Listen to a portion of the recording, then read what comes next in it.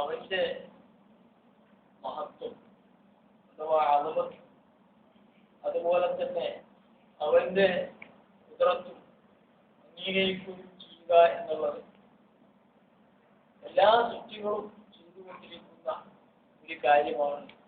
സൂറത്ത് തഗാബുനിലെ 1-ാമത്തെ വചനം,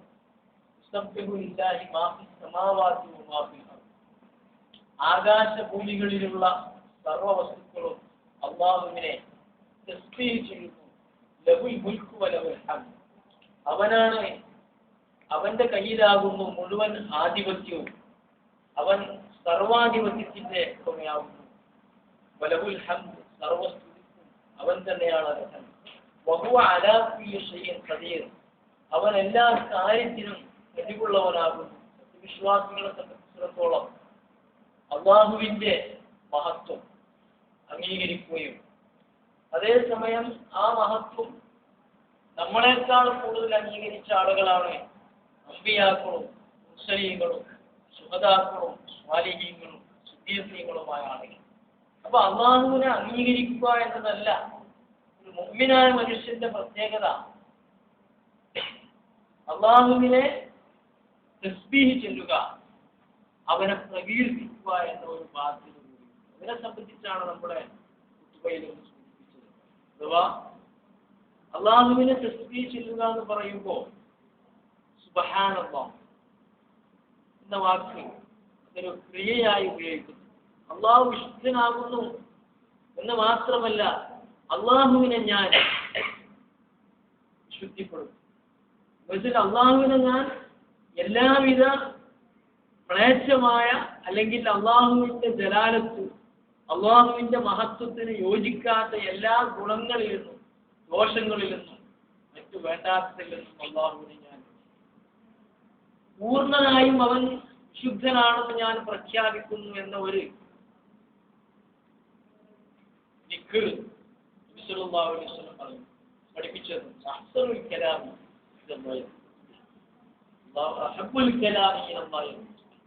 അള്ളാഹുവിന് ഏറ്റവും ഇഷ്ടപ്പെട്ടത് അള്ളാഹുവിനെ തസ്ബീഹ് ചൊല്ലുക എന്നതാണ്. അപ്പൊ സുബ്ഹാനല്ലാഹ് എന്ന് പറയുമ്പോൾ ഇതിന്റെ അർത്ഥം ചില അത്ഭുതങ്ങളൊക്കെ ഉണ്ടാവും. സുബ്ഹാനല്ലാഹ് അതിന്റെ യഥാർത്ഥ അർത്ഥം എന്താണ്? മുഴുവൻ ശിർക്ക്, അതുപോലെ തന്നെ അള്ളാഹുവിന്റെ മഹത്വത്തിന് ഒരു ഇലാഹ്, അള്ളാഹു ഒരു ദൈവമാകുന്നു, അള്ളാഹു ഒരു റബ്ബാകുന്നു, ഒരു ഖാലിഖാകുന്നു.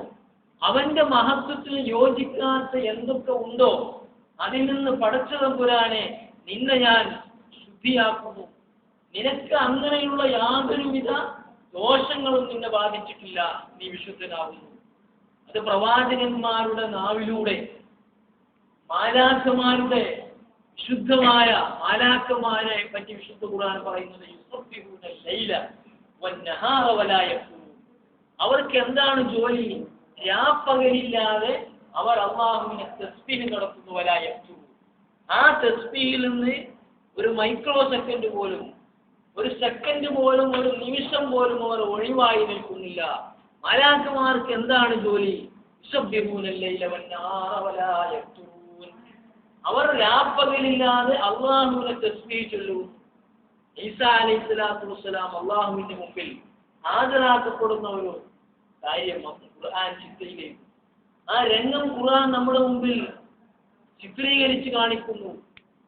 അൻത ഖുൽത ലിന്നാസ്, ഈസ നീ ആളുകളോട് പ്രഖ്യാപിച്ചിരുന്നുവോ നിന്നെയും അതുപോലെ തന്നെ നിന്റെ മാതാവിനെയും ആദരിക്കുകയും അങ്ങനെ വല്ലാതെ മഹത്വപ്പെടുത്തുകയും ദൈവമാക്കി ഉയർത്തുകയും ചെയ്യണമെന്ന് നീ ആളുകളോട് പ്രഖ്യാപിച്ചു എന്ന് അള്ളാഹു ചോദിക്കുന്ന രംഗത്തിന് അദ്ദേഹം മറുപടി പറയുന്നു, സുബ്ഹാന, അല്ലാഹുവേ ഞാൻ എങ്ങനെ അത് പറയും?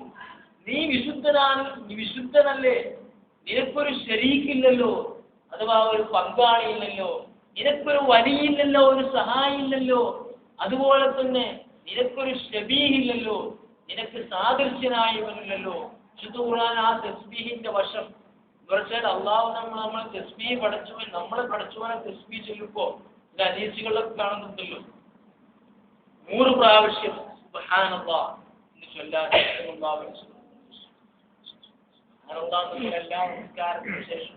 അതല്ല, മുത്തലക്കായിട്ട് നിരുപാധികമായി തന്നെ 100 പ്രാവശ്യം സുബ്ഹാനല്ലാഹ് എന്ന് ചൊല്ലണമെന്ന് നബി സല്ലല്ലാഹു അലൈഹി വസല്ലം ചില ഹദീസുകൾ പറഞ്ഞു.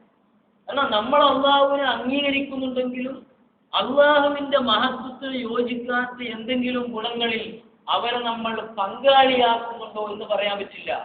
അതാണല്ലോ ശിർക്കിന്റെ ഒരു വശം.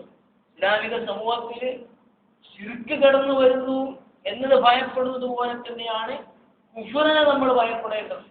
അഥവാ അള്ളാഹുവിനെ നിഷേധിച്ച ആളുകളെ ഇസ്ലാമിക സമൂഹത്തിൽ അഹ്ലുസുന്നത്ത് വൽ ജമാഅത്തിനെതിരിൽ ഉയർന്നു വന്ന ചിന്താധാരകളെ പറ്റി പരിചയപ്പെടുന്ന ഗ്രന്ഥങ്ങളിൽ മുൻകാല സലഫ് സ്വാലിഹ്യങ്ങൾ പറഞ്ഞൊരു പ്രധാനപ്പെട്ട അപകടകരമായ ചിന്താഗതി അള്ളാഹുവിൽ ശിർക്ക് വെക്കാതെ, അഥവാ സുബ്ഹാനല്ലാഹ് എന്ന് പറയുന്ന അർത്ഥം അള്ളാഹുവിന് ശരീക്ക് ഞാൻ ഇല്ല എന്ന് പ്രഖ്യാപിക്കുന്നു, പങ്കാളിയില്ല എന്ന് പ്രഖ്യാപിക്കുന്നു, അള്ളാഹുവിന്റെ ഒരു വലിയില്ല എന്ന് പ്രഖ്യാപിക്കുന്നു, സഹായില്ല എന്ന് പ്രഖ്യാപിക്കുന്നു, അള്ളാഹുവിന്റെ ഗുണഗണങ്ങളെ എല്ലാം ഞാൻ അംഗീകരിക്കുന്നു എന്ന് വെച്ചാൽ അള്ളാഹുവിനെ തുല്യനായ ഒരു പങ്കാളിയില്ല എന്ന് ഞാൻ പ്രഖ്യാപിക്കുന്നു. അതേ സമയത്ത് സുബ്ഹാനല്ലാഹ് എന്നതിനെ മറ്റൊരർത്ഥം മനസ്സിലാക്കണം. നമ്മൾ ഈ സുബ്ഹാനല്ലാഹ്ക്ക് പടച്ചു തമ്പുരാനോട് തുല്യനായി ഒരു ശക്തിയില്ല എന്ന് പ്രഖ്യാപിക്കുക മാത്രമല്ല, നമ്മൾ കുഫറിലേക്ക് പോകുന്നതും ചില ചിന്താധാരകൾ അഹ്ലുസുന്നത്ത് വൽ ജമാഅത്ത് അഥവാ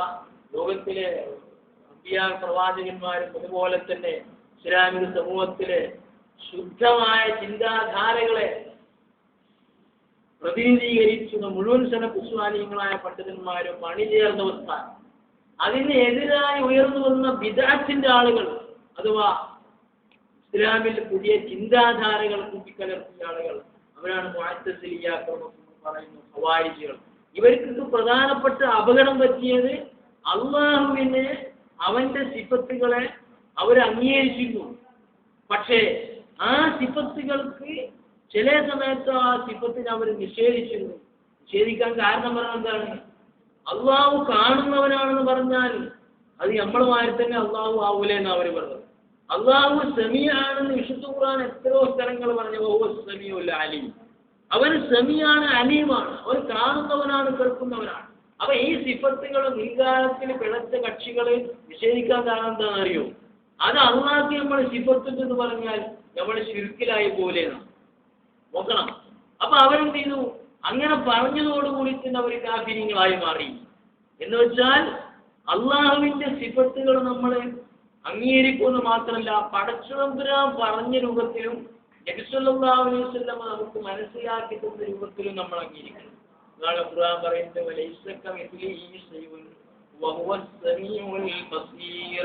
അവനെ പോലെ ലോകത്തൊരു ശക്തിയുമില്ല. അള്ളാഹു ആദ്യം പറഞ്ഞതാണ്. അത് അപകടകരമായ ചിന്താഗതിയാണ്.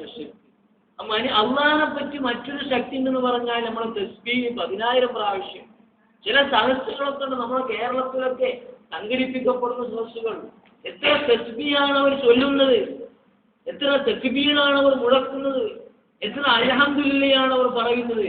പക്ഷെ ഒക്കെ പച്ചവെള്ളത്തിലാണ്. കാരണം ജലരേഖകൾക്ക് തുല്യമാണ്. കാരണം അള്ളാഹുവിനെ തസ്ബീഹ് എന്ന മാലാഖമാരെ പറ്റി പറയുന്നത് അവർ ശിർക്ക് അവർക്ക് അറിയില്ല. അള്ളാഹു സമീആണെന്ന് പറഞ്ഞാൽ അത് അതേ രൂപത്തിൽ ഉൾക്കൊള്ളാൻ കഴിയണം. അങ്ങനത്തെ ആൾക്കാരെ തസ്ബീഹ് ചൊല്ലിയിട്ട് കാര്യമുള്ളൂ. അതാണല്ലോ ദിക്ർ എന്ന് പറഞ്ഞാൽ എന്താ? അള്ളാഹനെ ഓർക്കുക. ഇതിപ്പോ നേരെ വിപരീതമാണ്. സുബ്ഹാനല്ലാഹ് എന്ന് പറയുന്നതോടുകൂടി അള്ളാഹുവിനെ വിശുദ്ധിപ്പെടുത്തുന്നതോടുകൂടി അതേ ആൾക്കാർ തന്നെയാണ് അള്ളാഹു അല്ലാത്ത ആളുകളെ വിളിച്ച് പ്രാർത്ഥിക്കുന്നു. അപ്പൊ സുബ്ഹാനല്ലാഹ് ജലരേഖകൾക്ക് തുല്യമാകുന്നു. അതുകൊണ്ട് കാര്യമില്ല. അപ്പൊ വിശുദ്ധ ഖുർആൻ സുബ്ഹാനല്ലാഹ് എന്ന് എവിടൊക്കെ ഉപയോഗിച്ചിട്ടുണ്ടോ? ക്രിസ്ത്യാനികളെ പറ്റി പറഞ്ഞപ്പോ അവിടെ പറഞ്ഞത് സുബ്ഹാനല്ലാഹി, അവർ ശിർക്ക് വെക്കുന്നതിൽ നിന്ന് അള്ളാഹു എത്രമാത്രം വിശുദ്ധനാകണമെന്ന് നിങ്ങൾക്ക് കഴിയുമോ പ്രവാചകരെ? അല്ലാത്ത അത്ഭുതകരമായ ചോദ്യമാണ്. അപ്പൊ സുബ്ഹാനല്ലാഹ് യഥാർത്ഥത്തിൽ ഉൾക്കൊള്ളുന്ന ഒരാളെ ജീവിതത്തിൽ അള്ളാഹുവിലേക്ക് ശിർക്ക് വെക്കുകയില്ല എന്ന് മാത്രമല്ല, അള്ളാഹുവിന്റെ മഹത്വം നമ്മുടെ ജീവിതത്തിൽ പല സമയങ്ങളും നമുക്ക് കാണിച്ചു കൊടുക്കേണ്ടത്. നമ്മളൊക്കെ ഇവിടെ വളരെ അധ്വാനിക്കുന്നുണ്ട്, പൈസ ഇങ്ങനെ റിയാലുകൾ ഇങ്ങനെ വാങ്ങുന്നു. ഇതേ സംബന്ധം നമ്മുടെ നാട്ടിലെത്തുമ്പോൾ ആൾക്കാർ നമ്മളെ കാണുന്ന അറബികളെ മാതിരിയാണ്. ഒരു പാവപ്പെട്ട ഒരാൾ 10 രൂപ ചോദിച്ചാൽ 10 രൂപയോ അതില്ലാന്ന് പറയുന്നു. അതേ സമയത്ത് എന്നോടൊരു സുഹൃത്ത് പറഞ്ഞു, എനിക്കൊരു കത്ത് എഴുതി തരണം, എല്ലാ കൊല്ലം ഒരു അറബി 10,000 രൂപ അയച്ചു തന്നെയാണ്. ഈ കൊല്ലം അയച്ചു. വലിയ മുതലാളിയാ പറഞ്ഞത്. അപ്പൊ ഞാൻ ആ കത്ത് എഴുതി കൊടുത്തു. ആ പണം വരാത്തതിൽ പിന്നെയും അയാൾ എനിക്ക് കത്തയച്ചു. എന്തുകൊണ്ടാ പൈസ വരാത്തത്? അതേ സമയത്ത് നമ്മൾ സക്കാത്ത് പോലും കൊടുക്കാതെയാണ് ഈ അറബികളെ പൈസ വാങ്ങുന്നത്. ആ കള്ളന്മാർ, ഇവരെക്കാൾ വലിയ കള്ളന്മാർ ലോകത്ത്